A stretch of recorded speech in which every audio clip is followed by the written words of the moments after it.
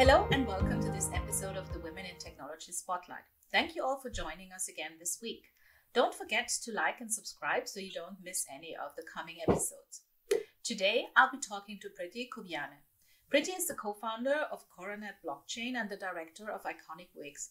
She is a speaker at events like the African Digital Finance Summit or Power Her Africa. Welcome, Shadrack. Thank you so much, Ranke. Thank you for having me. So great to be here. Having you on this channel. And so, Shadrack, tell us a little bit about who you are.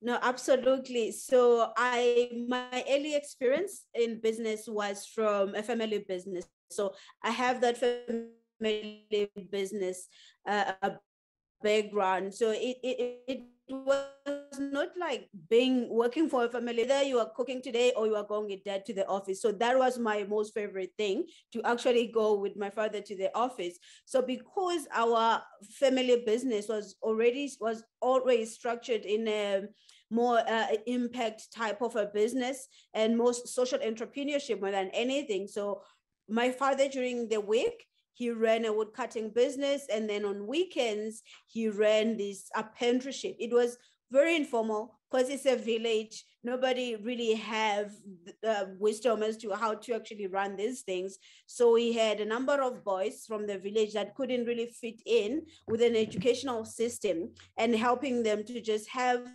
employable skills so that they can sustain themselves. So that was the part of him giving back. So they will work on the car fixing workshop during the weekend. He will get them driver's licenses when they are old enough. And when they want to start their own homes, he will assist them with that. So after that, I went and studied public relations. After public relations, I studied fashion.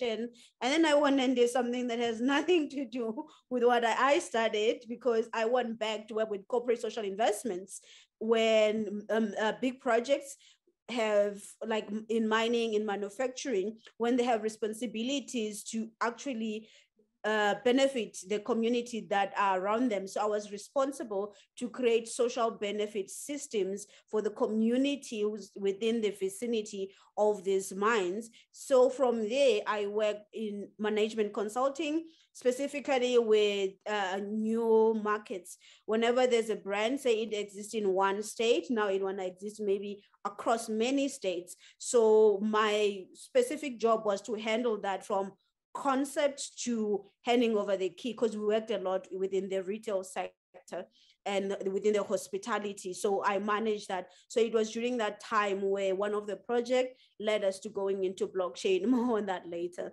Okay. So Shadrack, you talked about your father having this business in a village. Tell us where you are based, actually, because most people don't actually know that. Absolutely. I'm now based in a big city in Johannesburg on the Sandton side. It's the economic and financial hub of Africa. They often say it's the richest square mile. I think it's rich because it's the economic hub of the entire African continent. So that's where I'm based. I'm about 1,000 kilometers away from my village home. So, growing up in the village, you tell me your father worked as a woodcutter during the week, and on the weekend he gave back to the community. He was again working, so he must have had a very good, work ethic, I think the word is. And do you feel that your father role modeled this work ethic to you? Is that why you enjoyed going to the office with him, or what did he impart? What kind of knowledge did he impart to you? No, absolutely. I think it did, because I even though I wish I did slightly differently, but I don't regret it, because during breaks in school, during sports and everything, I'll be doing my homework, because I know after school, they don't allow me to come to the office unless I'm done with my homework. But because I wanted to follow him around, I wanted to do that. So from the age of 6, I have been working. And for as long as I know my father, he has always been working. Obviously, he made time for family, and we born at work. So we had to find that balance to like have family time and at work and have work during family time. Everything was just mixed together, but incredible work ethic. I think one of the things that he was doing, because we not only had wood for consumption, for what do you call, like, commercial caterers and domestic consumption. Only he had this rare wood that he sourced for artists that were carving some stuff to make tables and things like that. That wood was rare, and only my father's car could actually reach that level, that top of the mountain, to source the wood. So only he could source that wood at scale. So that was an incredible work ethic, and he was an incredible solutionist because he had to make the engine to do that. There was no way of turbocharging an engine from a car dealership or something, because that just was not there. Yeah. So from what I know about you and your husband, of course, I feel that this work ethic and this model that your father was has been to you, and also the fact you talked about, you know, private and business life being interchangeable and it all mingled together. I feel that is something you have taken into your adult life now, right? You also have this business together with your husband. Let's talk a little bit about Coronet Blockchain. What made you found this together with your husband? Tell us. No, absolutely. So because both of us, actually, we have that family business background, and we also have an experience of starting working for family businesses very early. So, but he moved from working for the family into the big city. He was in a big city when he was like 15 years old. My parents will never, they're like the clingiest people I know. They wouldn't let me to just play next door where they can't see me. So I couldn't leave that young, but he could. So he got many scholarships and ended up working for Deloitte, the consulting, the audit and accounting firm. So it was then where he met an ex-colleague of his. They used to work together. So she has been recently been retrenched, and she was running this hair extension business just out of her handbag. And back then she was running it as a side hustle. We call them side hustle in South Africa, where a lot of African women, they're just entrepreneurial and they always have something on the side because we have large families, and sometimes corporate income is just not enough. You just want to have stuff and some revenue on the side. So now she has turned her side hustle into her main hustle because she was retrenched from corporate. But because she's a very organized person, she came to us and she asked if we could put systems in place. And it was an incredible challenge because we wanted to either sell the business in 3 years or franchise it, as there was no dominant brand of that category in the industry, especially in South Africa, or actually get investors so that we can make it a national brand without franchising or selling it. So we were like, so what do we see it being in 3 years is what we have to reverse engineer now. So, and it happened in 3 years. She moved from $500 US, to bringing in $2 million US a year. And she moved from a team of two to a team of 40, from just operating out of a handbag into 4 branches. And a story like that makes headlines any day in South Africa, because that's what people are looking for, a kind of a business that somebody can start with a smaller capital and create jobs but run a sustainable business. So because of headlines and mainstream media telling the story everywhere, so now we had this overwhelming amount of other brands across the African continent wanting the same success. Even mainstream business, they haven't gotten right a number of things we have gotten right. So they invited us to supply the product that we're selling with a brand, to open this mini salon, like in department stores where there's makeup mini stores and all of that. They wanted us to do the same. But because now we're going mainstream, there were lots of questions about the quality of the product. So it's supposed to be 100% Remy hair or virgin hair. How do we know? It's supposed to have been sourced in this particular, specifically in India, for voluntarily. How do we know? So audit measures and compliance is a bit strict when it comes to mainstream. So in search for just a solution to like, okay, so how do we guarantee the quality of the product consistently.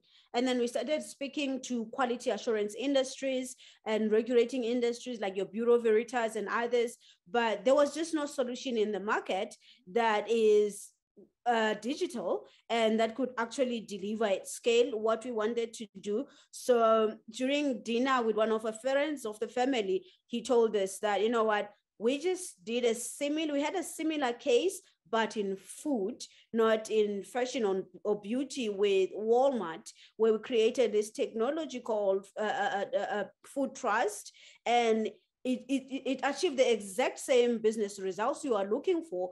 But we have been looking to do something in the African continent. So if you are keen, I can introduce you to, they have this VC type of a department within IBM, specifically in South Africa, where they invest in startups that have got a potential to scale really quick. So they introduced us there to them. And then that's when we started building a Coronet Blockchain solution.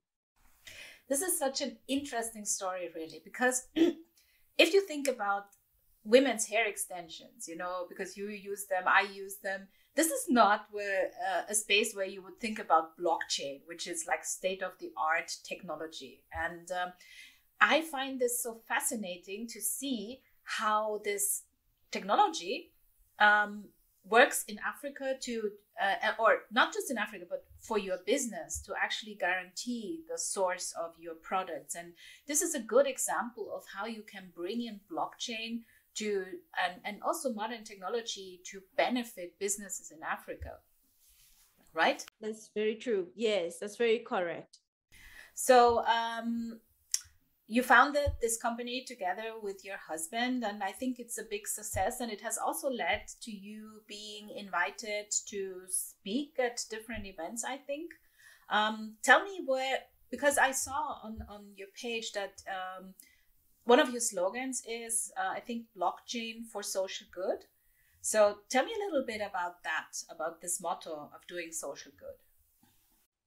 No, absolutely. I think one of the biggest problems that we have in the African continent and in many places is always access. Either access to information. I understand that the third industrialization really democratized learning. Today, you can actually learn things you couldn't learn before, where you needed thousands of dollars to get a macro credential course or something from a university or a college. So, but now that there's this democratized information, again, information of what actually really work is what really account, if I could say, as wisdom. So that's one of the things that is very close to our heart, to say, as we are building, we want as quick as we can to let people know that, because that's how you create impact, to avail access, one, to the information as it is, and just to educating people that, you know what, there's a solution, this is what we're just doing, and this is what it can actually do for you. And of course, the other part is the implementation of the blockchain technology itself in the industries that we are working for, because the business benefits to that, it now starting to avail sophisticated technologies to that was previously used by enterprise business to small businesses. And it also helped small businesses to democratize the part of compliance, because compliance is very expensive, especially the beauty product is highly regulated. You don't want to wake up one day and mix things in your kitchen and say, oh, I have a cream that will make your hair to grow. Like the cost of complying.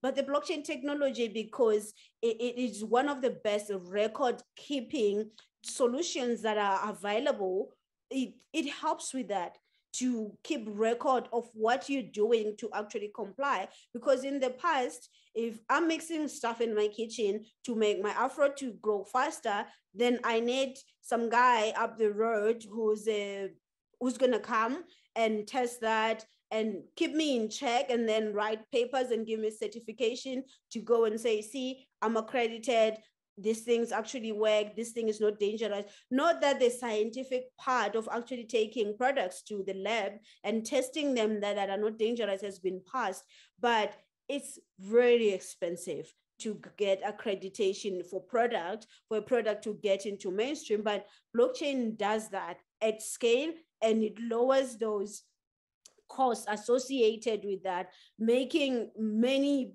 women that and men that could not access certain parts of the market to access them very quickly. So that's where the social good aspect is, because in South Africa there's no shortage of business. In Africa, across the continent, there's no shortage of business, but business is very informal, and anybody who works in an informal business knows today they're going to retire poor, because they're not going to have any retirement package. If something is wrong with their health, they have to go to a government health. That's like, nobody want to do that. Nobody want a government health system. Nobody wants to create jobs and contribute to the economy, but at the end of the year, they can't buy a house because they cannot get finance. They can't grow a business because they cannot get finance. So our solution makes sure it bridges that gap between what a business is doing to what is the expected out of the economy, and what's expected from the funders,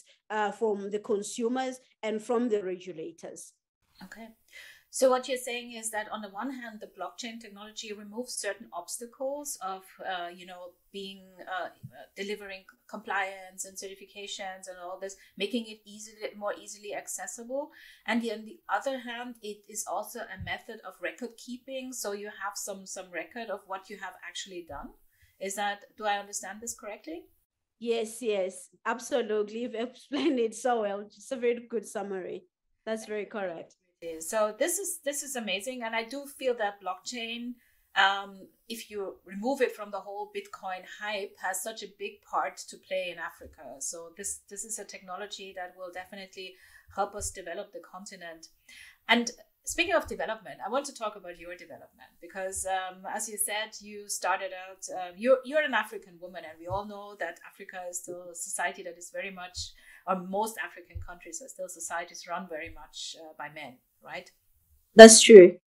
But you are a successful woman in the business world. You run a high-tech company in the end together with your husband, which is an amazing achievement. And I want to talk a little bit about how that journey worked for you. So to explain to other women how you can achieve something like you did. No, absolutely. I think for me, one of the things I understood first and foremost was having to do your homework is one of the things, and understanding that most of the obstacles, for example, that I faced were not just common to me. They were not uncommon, rather, they were not specialized to me. They are common to anybody who's going to venture into business. And being in Africa, being a woman as well, just adds to all these, to all these challenges that anybody can actually face. For example, just a failure in business, or just accessing funding is one of the difficult things. I think in the US, I think it has maybe one of the top 10 world's a very effective startup ecosystem. They start about 500,000 businesses every year, but only 6% of those get funded. So if people with such a good ecosystem are finding it so difficult, and in 3 years, 80% of those businesses won't actually exist, they would have failed. So add that to being a woman, having only 2% chances of actually being funded. So I think that it was knowing what odds I have actually against me, and understanding that these are the odds that are there. So they were both overwhelming but exciting at the same time. I think there's just something exciting about things that are not easily accessible. So I had to know that these are the odds, but they are overwhelming, but they are exciting. Secondly, I had to overdo building value to my business. So I had to make sure that I overdo that by building twice the value that a male even if they were African or not, they will actually build, especially within the technology space, because that's just what things are. So overdoing creating value and building value. And the last part that I would mention, it was actually being very, you have to be very resourceful when you are a startup, a co-founder, when you run a startup. You can't not know. So there's a whole lot of things. Any micro skill I could learn, I had to learn how to create website using resources that are there within few hours, have it running myself, because that's money I can pay. I have to learn design, graphic design, and all kinds of design myself. I had, thank goodness, I had a management consulting experience. So when it comes to any work of that, because that could be very expensive, so being resourceful was one of the things that really came as a bonus. Yeah. So I hear that on the one hand, it was important to understand that the odds are not good, no matter whether you're a woman or you're a man or whatever. It's always difficult to start your own business, right? And the other thing I'm hearing is that you are willing to grow and to learn. So I think that is one of the big aspects, right? You talk about, learning to do a web design, to program a web page and all these things. Tell me a little bit about your approach to life. So what is it that drives you? Because obviously you have this energy and this will to succeed. No, absolutely. I think next to succeeding, because that's because I'll often say, even at work, when what do you call it, when Shadrack and I almost when we first met and we decided, because we were working together, and then we decided, okay, we work well together, why don't we just get married? So already I knew that if I don't marry somebody I work with, I don't think it's gonna work very well, because I'm a workaholic. I've been working since I was 6. I don't know how not to work. So but just being a workaholic for nothing, it's actually just, there's just nothing to it. So knowing that I'm working for impact as well, and having a purpose, for me, that's one of the things that actually add, and a passion for what I do, because it's not always exciting to work, especially when the company starts to grow. In the beginning, it was very exciting. We would experiment and open a pop-up store, and just the excitement of shopping for furniture and designing stuff, it's like I liked it. And then the business started growing, and we started talking to investors. And now it's men in blue, there's contracts, there's code. I'm like, I didn't sign up for this. So now I have to speak to lawyers and accountants and developers and engineers, and it's not that hype anymore. There's demand for time for me. There's working even if I'm not feeling that well. There's sacrificing things that people of my age group are doing. There's losing friends that will not understand why you have to be flying out of the country all the time. Why did you miss my baby shower? Like, well, sometimes I had to choose between coming to that or sending a gift and meeting people that flew in all the way and they want to meet with me. I had to choose between that. So it's not always nice, because those incredible moments, you can't win them back. And same thing with family as well, not being there. But if you're not just being there for money, I think it's sad. But if it's for building something that you know that this is going to create impact for me, it's going to create impact for my family, and it's going to create impact for those people that are around me, and it's going to create impact for our continent as well. Yeah. And this is a very important point. I think you talk about impact, and it's also a vision, and there's something that you want to achieve. What is the impact that you and Shadrack would like to have? Absolutely. So we have created this Coronet BFF 30, which is more like Vision 2030, where we want to use our technology within beauty, food, and fashion. And we have chosen those industry because, one, they're the highest employers in the continent of Africa. The majority of Africans, they actually work within the food supply chain, whether they are in farming or they are in retail, but majority they work there.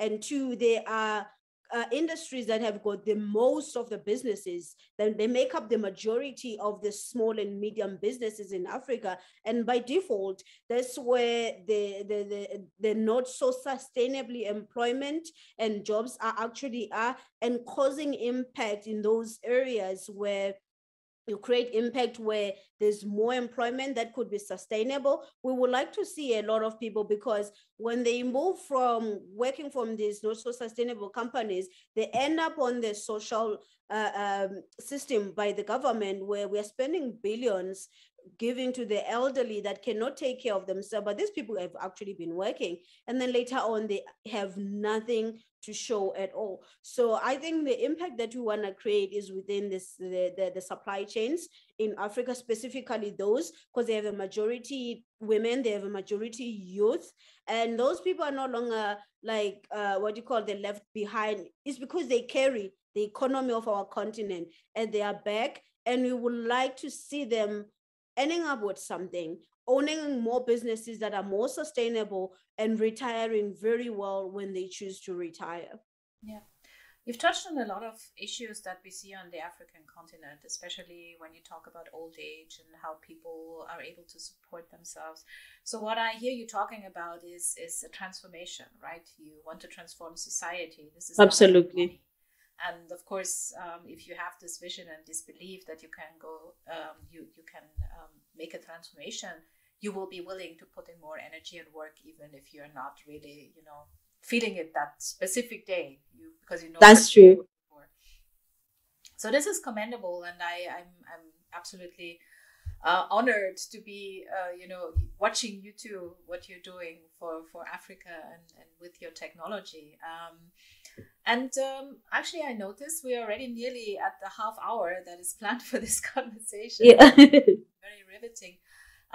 So when you look at young women, young people on the African continent, is there something you would like to tell them that they should keep in mind when they try to build a career or a business? No, absolutely. I think that I could say that mostly young people and mostly young women, I could say that they don't need permission. So they must stop apologizing for being in the room, because even if they had to ask for permission, even if they ask, they will not get that permission, because the people they are asking, they don't even have permission to permit themselves. So they must step into the rooms and just be there. I had this thing when I was growing up, when I was so convinced that I was actually adopted. And I think at least once every week, I'll ask my family, like, well, I know I look like you guys, but I'm nothing like my family. Like, they are outspoken. If there's a guest coming, they are running towards the door. I want to hide. I don't want to talk to anybody. They are sporty and they can dance. I don't have a single rhythm as an African. I mean, it's like having an iPhone without an iOS. Like, it's supposed to come with it, but it was not there for me. So it made me to kind of like wish that I was more outspoken, wish that I was something that I was actually not, and that actually rob you for going full throttle on anything that you do, for being best at anything that you do. And then I got to realize that, you know what, God wanted this specific package to deliver the solutions that he wants. So at some point, I have to just stop apologizing and stop wishing I was more spoken, stop wishing I had these particular skills, and start refining the ones I have and being the best product managing nerd you can find, instead of wanting to be a people's person. I can learn that as a skill, but it's not my strong point. So that's one of the things. Don't apologize about being in the room. Don't apologize about being the type of a personality or a type of a person that you actually are. Because if God wanted two of you, maybe you're two of the person you want, maybe you could have given that person's mom twins, like identical twins, but that's just not there. So just be yourself, because that's the best you can actually serve the world. Yeah, this is so powerful, Pretty. So don't ask for permission, because other people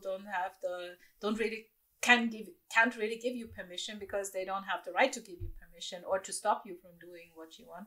And try to be the best version of yourself instead of trying to be someone else and have other skills. So this is a very, very powerful message, I think, to young people, and it's good to understand. And I want to thank you very much for contributing to our series here. It was a pleasure talking to you. Thank you so much for having me. This was incredible.